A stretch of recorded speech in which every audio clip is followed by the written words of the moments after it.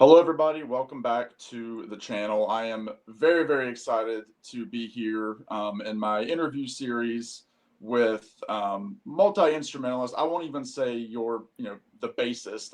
You're just a very talented individual. Danny Ayala is joining us today on the channel. Danny, hello to you. Welcome. Hello, thank you again so much for having me. Appreciate that. Like I was saying earlier, I'm very excited for this. For those that don't know, Danny is currently in the touring band for the Lemon Twigs, and is rocking it all over the country. It seems like you all tour constantly. I had the fortune of seeing you all for the first time, right now the only time, last May, in Charlottesville, Virginia, Great. and it was just like a life changing. I say this with no hyperbole at all. It was a life changing concert for me. I'll get into that in a minute. But Danny, thank you so much for joining me. That's very sweet. Thank you so much. Thanks for coming to the show too. Oh, absolutely. Hopefully, there's many more in my future because you all. There's never an opportunity where you're not touring. It seems like, but yeah, we'll definitely be back. That's for sure. Yeah, we're excited. I've told so many people about you all. Not just to get the Lemon Twigs out of the way at the beginning because there's a bigger focus to this interview. But the previous record, well, the last record by the Lemon Twigs, "A Dream Is All We Know," was my favorite album of the year, and I've when it came out, 2024 now. Yeah. It's been a year. Yeah. Which is insane because I think I saw you all. It was maybe it was the Friday maybe that it came out because it was Cinco de Mayo that we saw you. I think twice in a row it was Cinco de Mayo for this past record and Everything Harmony. I think that's a pretty cool tradition to keep up. Yeah. I mean, I don't think it was on purpose, but and I also could be wrong. Well, one way or the other, it was a fantastic record. I'm always talking about it on my channel. People are always like, oh, it's another Lemon Twigs, reference on my channel. I'm thinking, I don't care. If one person watches it, a million people watch it. I try to get your name out there all the time. So again, big honor for me.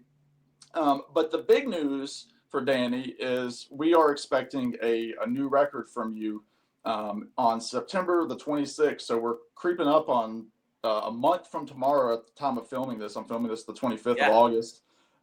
So that's very exciting. It's called Only Fools Love Again on Reminder Records. That's correct. And yeah. When I saw the socials light up when you were, teasing it and, different things were popping up, I was like, ooh, because I've got to get everything that you guys touch or breathe on because it's always going to be really good. But yeah, so tell me, let's just jump into it. Tell me, tell me how this came about for you. Again, you're a very busy guy, so I mean, you had to fit in time for recording and everything else. So tell me a little bit about the record. Well, originally my solo project was called Dr. Danny and the Patients. I released 2 records with that group. Still all of my own original material, but the guys are playing on the record. The guys who were in the touring band were playing on the record. And this record, I kind of just made it my own real name, Danny Ayala. So just very much my own original project, kind of starting fresh. These songs were written over the past 3 or 4 years, so some newer than others. I was really lucky enough to record 2 of the songs with the Lemon Twigs themselves at their studio. So 2 of the songs were done on their Atari machine, which is 2-inch tape, and the brothers are just such amazing producers and players. So 2 of the tracks, I'm very lucky to have Something With You and I Don't Like Her done by the Lemon Twigs as well as myself. So it was me on piano, Brian on drums, Michael on guitar, and then kind of fleshed it out from there. The rest of the songs I actually traveled to California to record with Fernando Perdomo. It was a very, very accomplished guitar player. You may have seen him in Marshall Crenshaw's touring band. So he's really, really accomplished, and he has a great studio in Sherman Oaks. Highly recommend. I'm gonna plug that for him. And we recorded the rest of the record, the 8 other tracks on his Tascam 388. It's just like a 1/4-inch more portable tape machine, but still really, really great sound that I was very happy with. And he's just an all-around great guy. So I was very, very lucky to have some partners in the making of this record. Well, what's so cool, and again, the viewers of this channel will appreciate, all of you guys, you guys are record guys. I mean, you're guys that, appreciate what a vinyl record sounds like, what, analog, what that does to a record. And I mean, you can just tell the care that goes into everything that you guys are a part of, or, that the brothers are producing.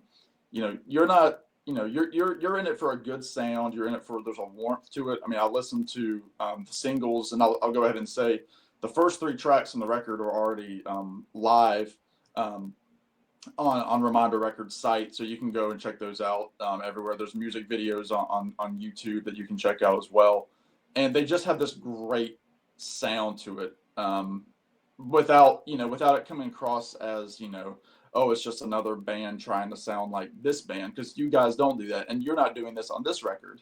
The influences come through, but you're your own guy. Yeah.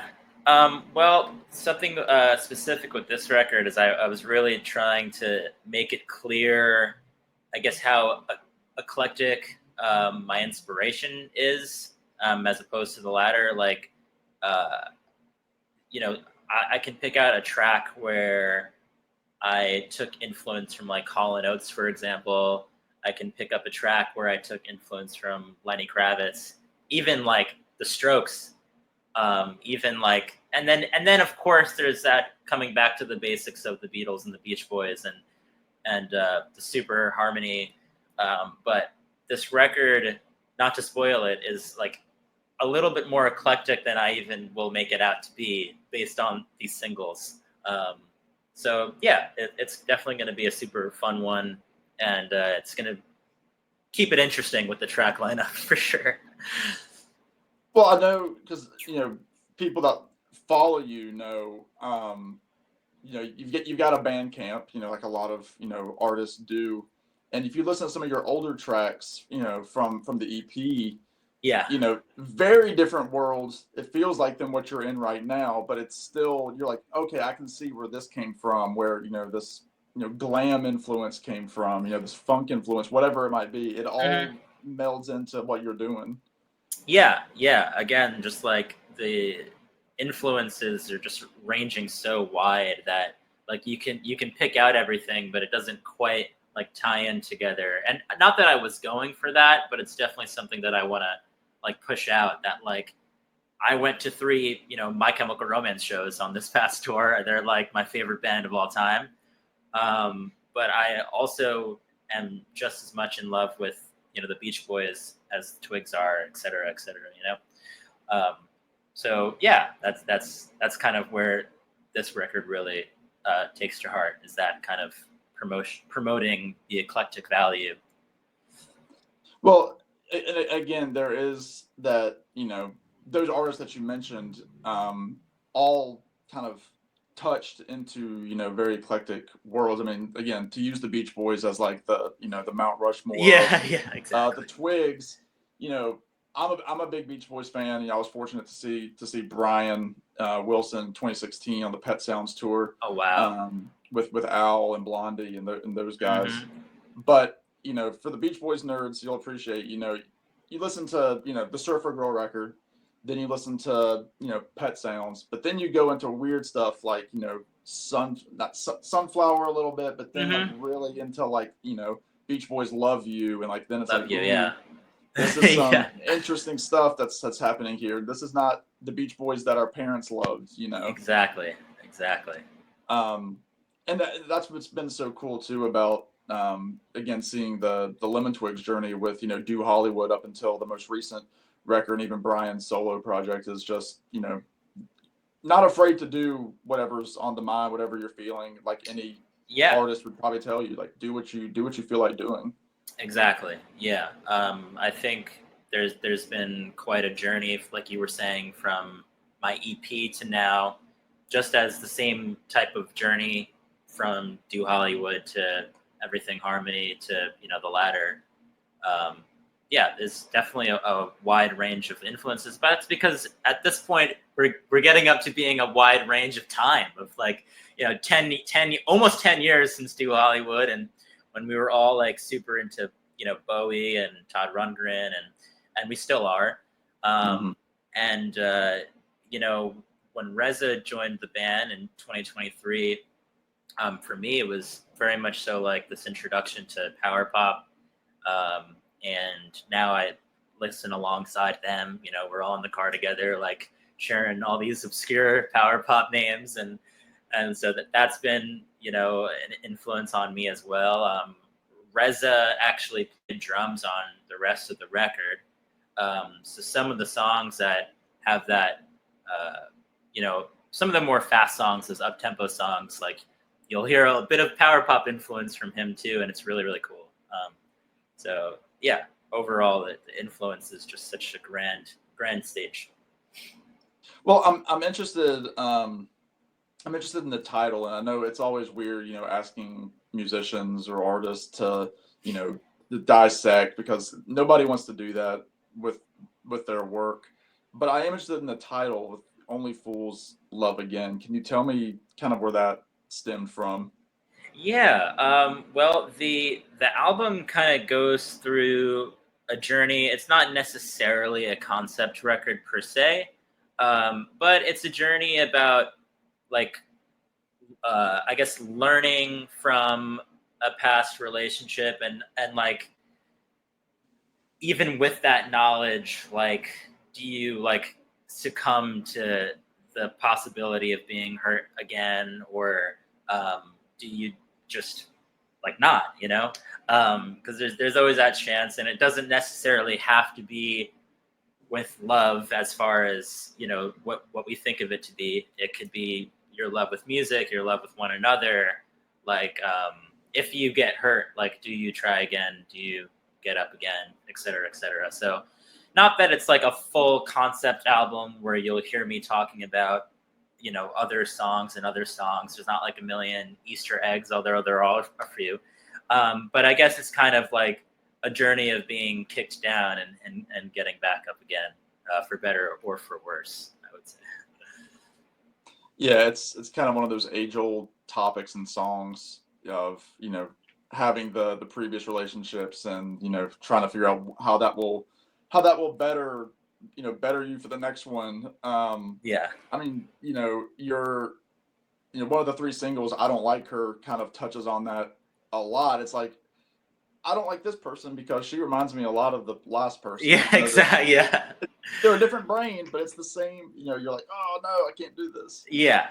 So yeah, Only Fools Love Again. Yeah, we'll touch on topics like that, like because she reminds me of you, or because this happened, here I am today, or past relationships, future relationships, etc.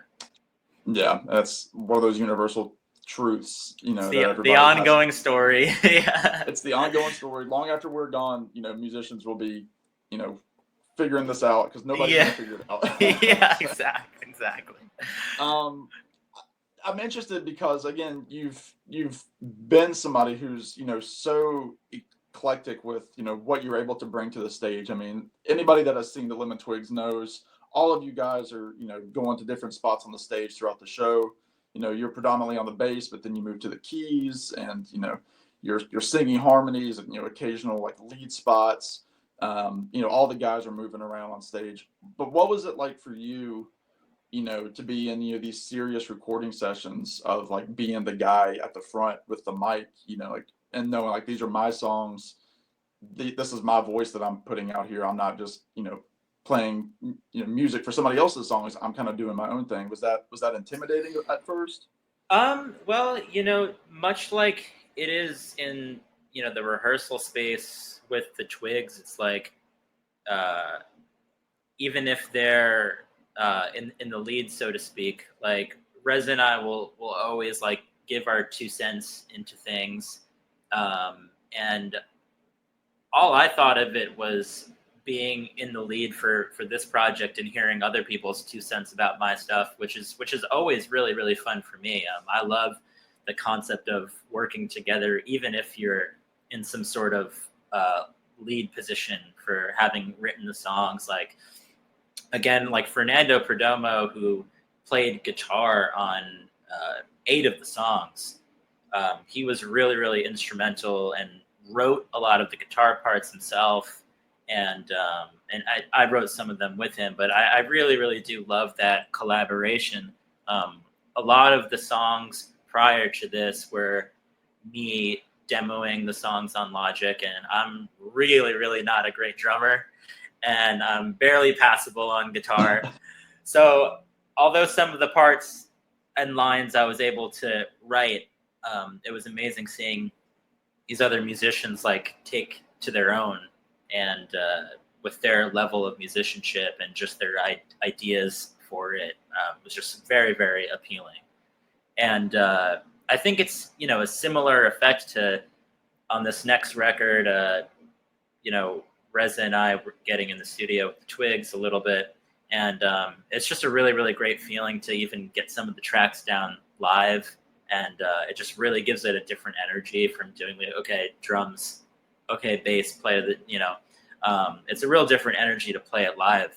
So this process in California with the tape machine, it was Reza and I like doing takes of these songs like 10 times, like 15 times until we really got it perfect, with me on bass and him on drums at the same time. So like if I would make a mistake, we'd have to start over. He would make a mistake, we would have to start over.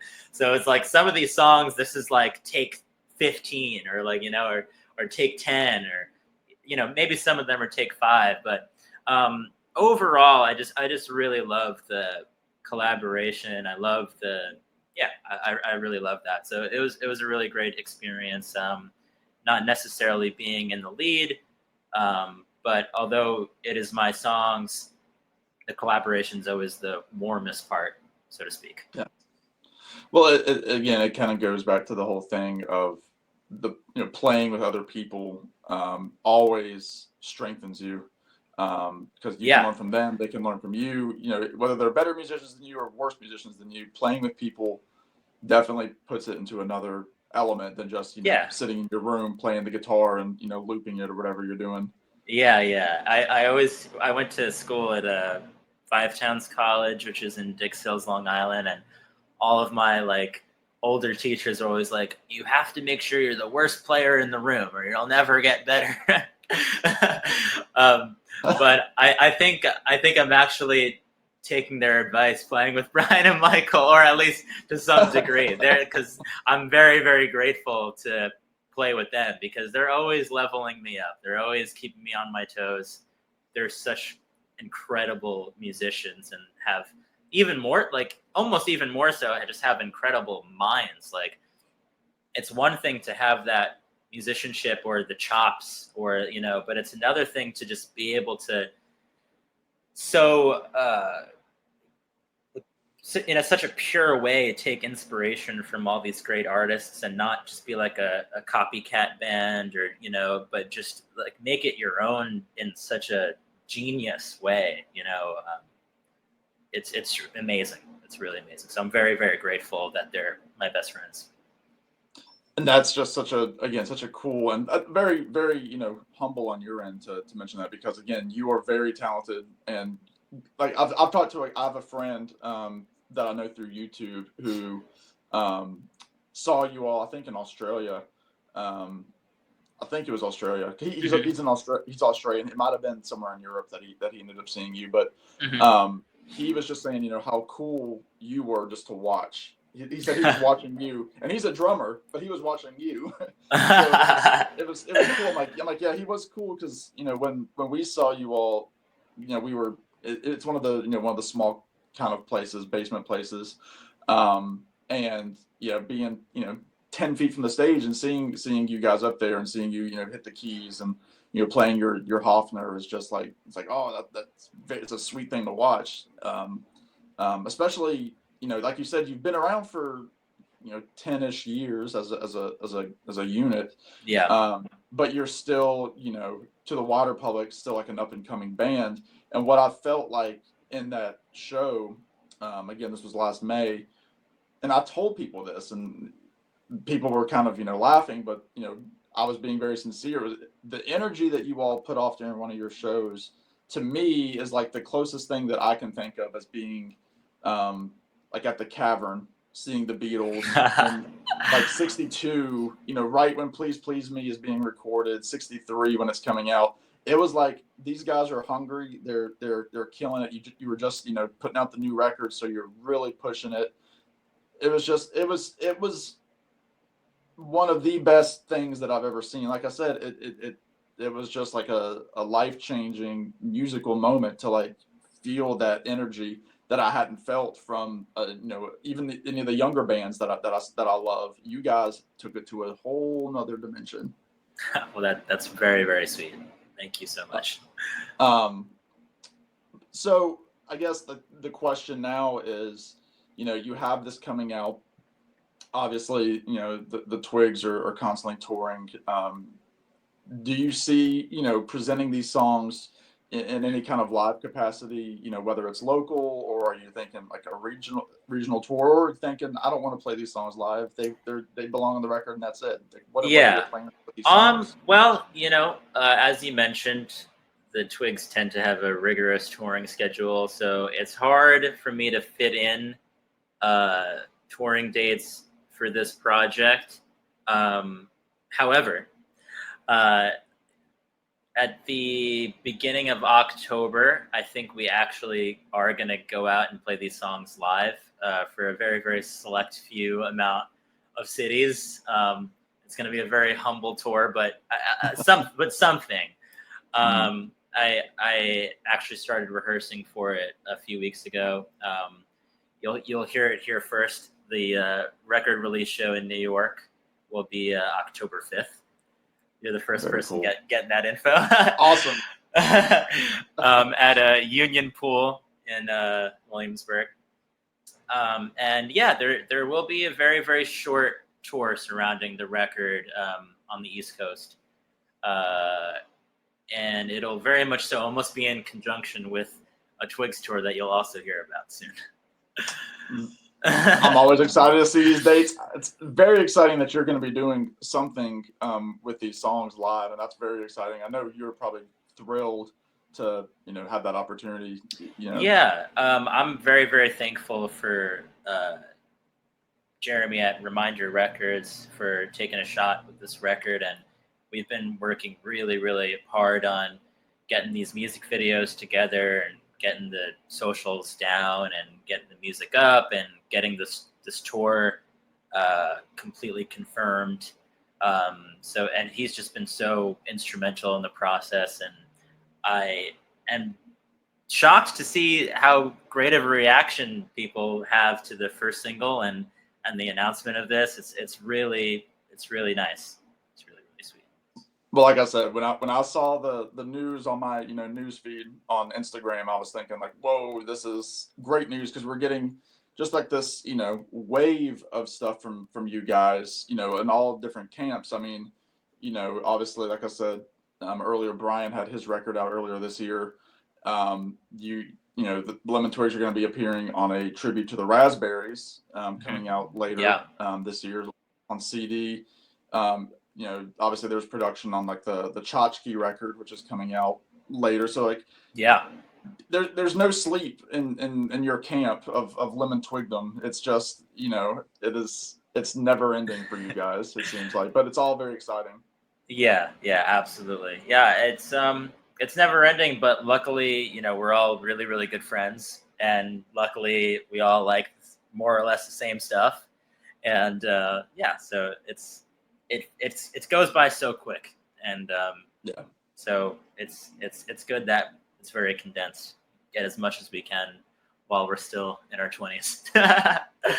Yeah, and that's the thing. You said you've been around 10 years or so, and you guys are not even 30 yet. I hit 30 because I'm 31, and I was like thinking like I'm still like the young guy, but then I said like you guys coming up, I'm thinking like, have I hit that age where like bands that I like are younger than me now? And I'm like, I don't love that, but I love you guys. So, I felt, it softened the blow.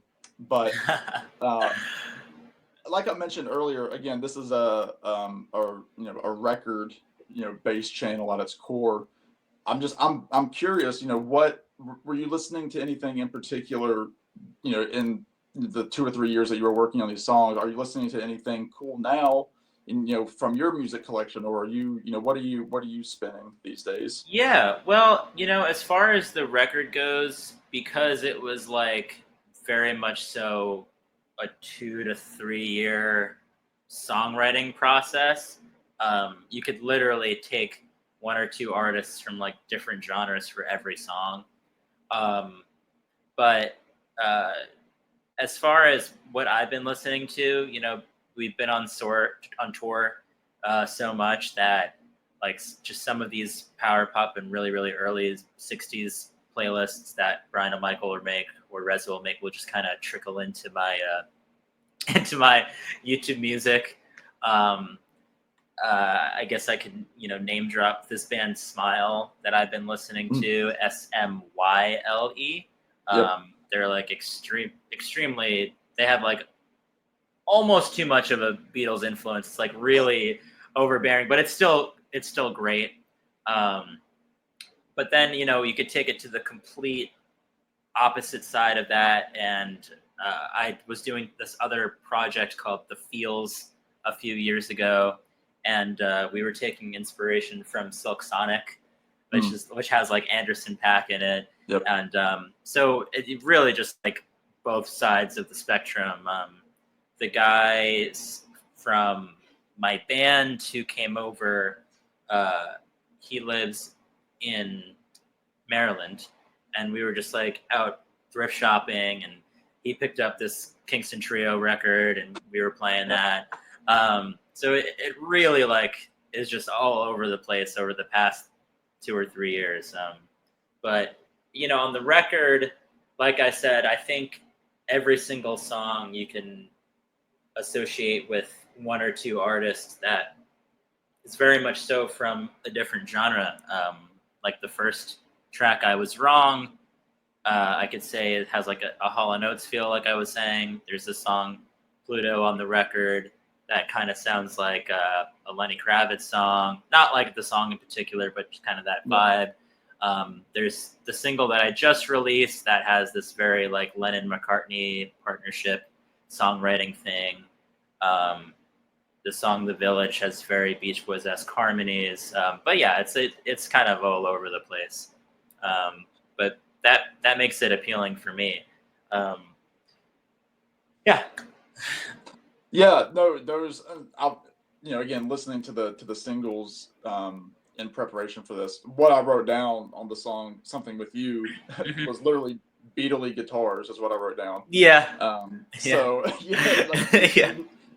But the beginning, I mean, the piano portion was very much, "You Still Believe in Me" from Pet Sounds. Like it has like that kind of like clinky piano sound. That's like that's very much, hairpins on the keys, the key strings for the piano. So I was like, well, there's Beach Boys and Beatles. Yeah, that it always goes back to Mount Rushmore and then kind of trickles down into all this other stuff. Right. No, I mean, yeah, listening to you guys, and obviously you all do great jobs with cover songs live as well. I mean, I know you were doing a lot of Beach Boys stuff when Brian Wilson passed away. I guess briefly, because again, I'm such a Beach Boys fan and a nerd. What was that impact like for you guys on the on the tour buses or on the vans or wherever it is you're driving, the Rolls Royces? What was it like for you all to get that news? Yeah. Well, as made public, Brian and Michael did get to meet Brian Wilson. I think even less than a year before he passed. So not that like anybody's ever ready for that, but you could see kind of where things were heading. At that age, he's 82. He went through a lot. And so of course no one's ready for that, but like, is it like this crazy striking news as like a 30-year-old passing away. But of course, it was still like really, really sad, and like, you know, someone who's literally god-esque to us passing is never fun. But it also just gave us this new ambition to study him even more and listen to his music even more, and have this feeling of being grateful and thankful, and that there's just so much out there that he gave to us and left with us forever. Yeah. So, you know, of course, very, very, very, very bitter, but at least there was a lot of sweet things to go and take a look at. I think it was the very next show that we played. We had been like just kind of for fun doing I Went to Sleep a lot. Mm-hmm. And we were just like singing in the car for fun. But when we got that news, like we kind of skipped sound check and just like was working on that the day of the show, like really, really intensely, and like did it that day. And I think we played Good Vibrations as well. And we played You're So Good to Me as well. Mm-hmm. Yep.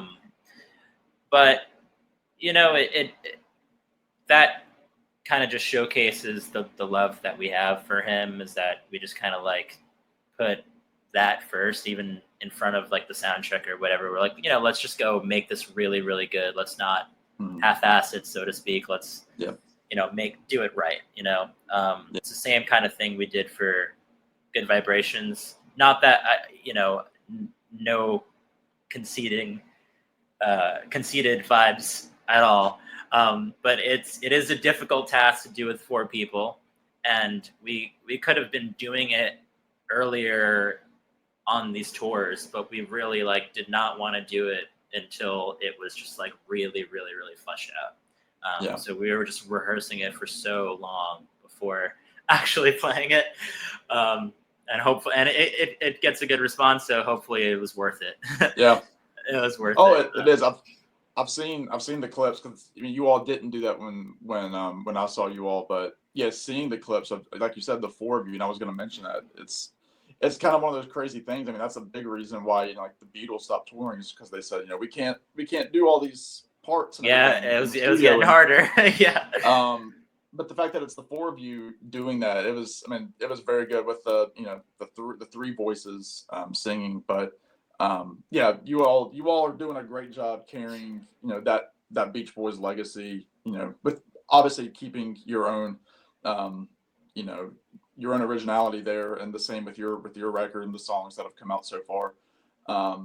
And yeah, I think you're one of the only bands that I learned about because of older artists, because, you know, you guys had the Al Jardines, you know, talking about you a while ago. You all had the Zombies talking about you a long time ago. Yeah. And I was like, well, if these guys who I love, and, you know, I've saw the touring members of the Zombies a couple different times, and, you know, again, saw Brian, I'm like, well, I've got to like stop beating around the bush and, you know, jump on this train. And I'm so happy I did, because it's been a great ride.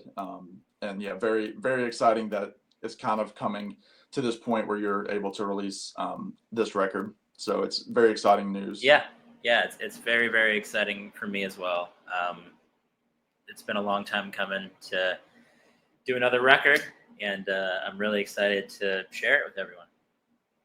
Well, I would be remiss if I didn't say, because I talked to my wife about this, and she asked me if I was going to mention it, and I said I will mention it. So wrapping it back around to the concert that we saw on May 5th, that was our first concert together while we were dating. We had been together for a couple of months, and you all opened with My Golden Years, which was, you know, the lead off single off of the most recent record. Yeah. And when we were engaged later at the end of the year, we both agreed. We said, that's the song. Like, that's our song. That's the song that we're going to have the first dance to. And that was the first dance song. Wow. And that's incredible. So we love that song, and it's still like one of us will start humming it and the other one will look over and we'll, you know, share the cheesy smile, but that's the song for us, My Wow. Golden Year. And so again, this is great for me to get to talk to you, Danny, and very Thank you. excited for the record. Thank you for sharing that. That is very, very sweet, and I'm happy to be here. And thank you for having me. Absolutely. So everybody that's watching, again, all the information will be down below in the description. Only Fools Love Again out September the 26th on Reminder Records. I'll have a link there. Vinyl coming soon, so you can be ready to pre-order that. But in the meantime, check out the singles, put them on repeat, go on YouTube, watch the videos. Follow Danny. He's got some great stuff, and obviously follow the Lemon Twigs and buy all their records as well. But Danny, once again, thank you so much, my friend, for doing this. Thank you. It's a pleasure. All right, everybody. We will see you on the next one.